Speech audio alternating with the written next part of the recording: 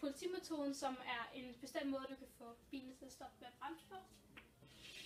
Du har cyklen, hvor der går en tyngdekraft ned. Der er gnidningskraften, som går imod cyklen, og cyklen kommer med en starthastighed. Den teori, du skal få for at kunne udlede formlen til at finde ud af, hvilken beregnet starthastighed du skal bruge. Der skal blandt andet bruge kinetisk energi, også bevægelsesenergi, som finder ved en halv gange massen gange hastigheden i anden. Udover det, så skal du også bruge friktionsenergien,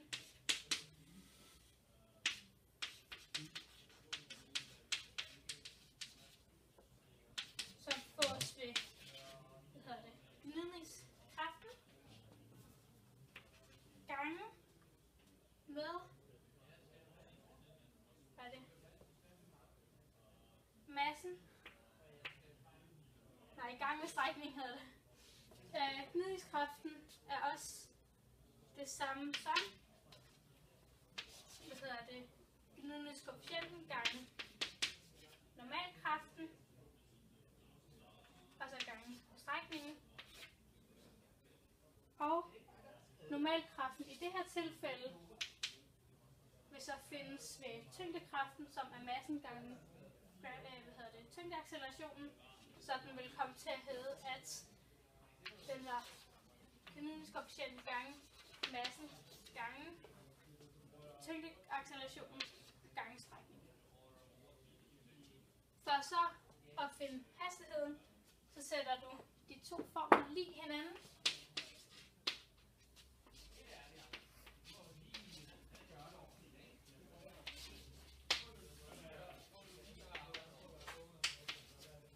Og for at få hastigheden til at stå alene, så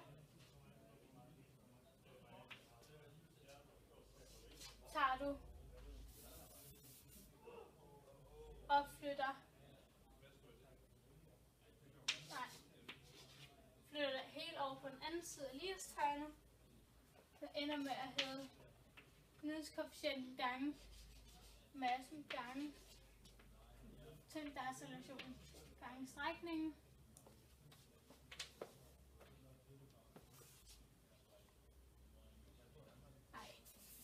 Gange tyngdeaccelerationen divideret med en halv. Og der er divideret med en halv er det samme som at gange med 2.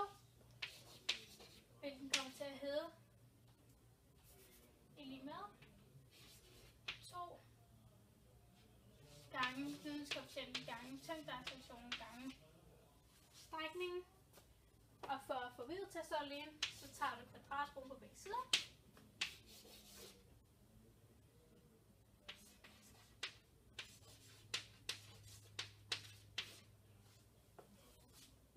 Og sådan kan du finde hastigheden.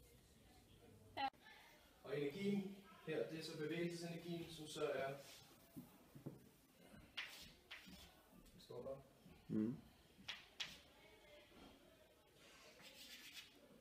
Massen gange hastighed i anden.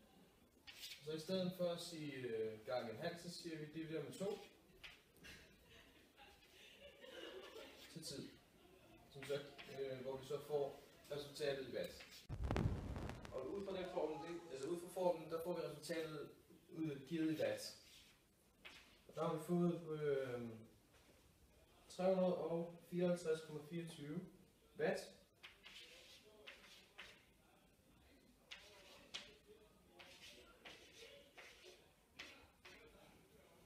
Så omregner vi det så over til hestekrafter. Og så regner vi så ud videre fra watt over til hestekræfter. Og ved at gøre det, så tager vi 354 og dividerer med 724 for at få hestekræfter, eller hvor mange hestekræfter man har fået ud af det.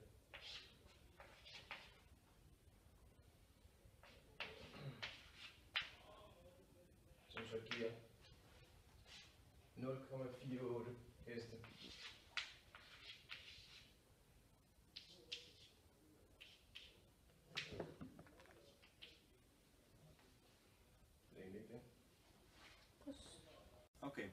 besøg 3, acceleration på opbremsning. Opgaven er, at jeg kommer på cykel og har en starthastighed på omkring 4 meter i sekundet. På cyklen her. Jeg skal så bringe cyklen til opbremsning så effektivt som muligt. Hvilket giver, altså vil give en cykelhastighed på 0, der er det jeg skal ende på. Og der har vi så en strækning, som vi siger fra del til S, som er fra startstrækningen til slutstrækningen, som er det samme som del til S. Nu har jeg så det, jeg skal bruge, og formlen for at, eller teorien for det her, det er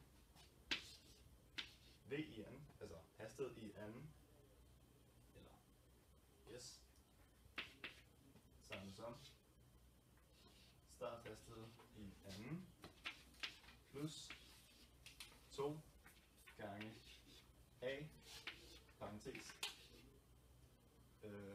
slutstrækning, nej,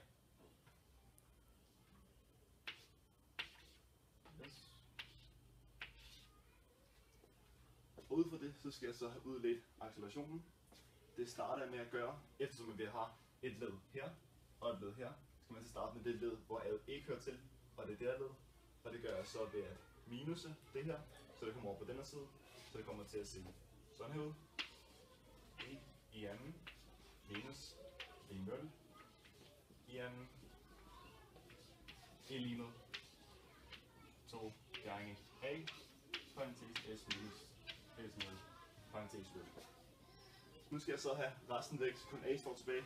Det gør jeg ved at dividere med det her på begge sider af lighedstegnet, så det kommer til at se således ud. V2 minus V0 i anden, divideret med 2, ja, parentes, parentes, S minus S0, parentes slut, og det giver så A, accelerationen. Den anden måde, man kan udregne det på, det er ved at sige V i anden minus V0, nej, det er ikke i anden den her. V0, V minus V0, divideret med siden, som så også kan give A. Og det er selvfølgelig den samme acceleration, det giver, men alligevel kan det godt give forskellige udfald. Og som resultater har jeg så fået hvis vi siger, at det her det er 1'eren, og det her det er 2'eren, så kan jeg sige, at i det ene resultat 1, har jeg fået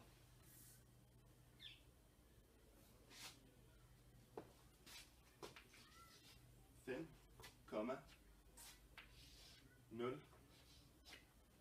9 eller selvfølgelig minus 5,09, da det er der acceleration meter i sekundet. Og i den anden har jeg fået minus 4,16 meter i sekundet. Og der er så en samlet afvigelse på 18,27%. Nå, der er forskellige grunde til, at der kan være den her afvigelse. Men højst sandsynligt i vores tilfælde, så er det, at i den første teori med acceleration 1, der bruger vi strækningen som udgangspunkt, mens vi i den anden bruger tiden som udgangspunkt. Og i og med, at i det her forsøg, så vil strækningen nok, som er fra start til slut, være en del mere præcist end selve tiden, da selve strækningen tager omkring 1,5 sekund, så det er meget svært at få den nøjagtige tid. Så umiddelbart kan vi sige, at den her er noget mere præcis end den her, hvilket også giver udfaldet.